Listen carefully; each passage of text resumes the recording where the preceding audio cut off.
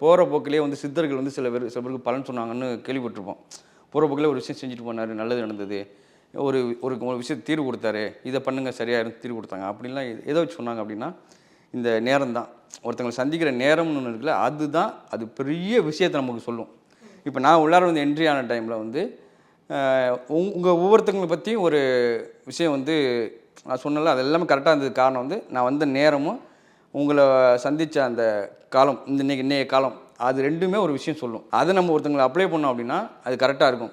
அப்போ அவங்களுக்கு ஒரு பிரச்சனை இருக்குது அப்படின்னா அதையும் அந்த நேரத்தை வச்சே நம்ம என்ன பண்ணால் சரியாகுங்கிறத சொல்லிடலாம். இப்போ வந்து ஒரே ஒரு கேள்வி இருக்கும் சில பேருக்கு, எனக்கு கவர்மெண்ட் வேலை கிடைக்குமா கிடைக்காதா, இல்லை எனக்கு ஒரு ஆஃபர் வர வேண்டி இருக்குது, வருமா வராதா, இல்லை எனக்கு வந்து ஒரு ப்ராஜெக்ட்டு எதிர்பார்த்துட்ருக்கேன், வருமா வராது. இதேமாதிரியெல்லாம் சிம்பிளான ஒரு விஷயத்துக்கெல்லாம் இது பெரிய விஷயம், சிம்பிளான விஷயம் கிடையாது, இதெல்லாம் பெரிய விஷயம். ஆனால் சிம்பிளான பதிலில் சொல்லிடலாம்.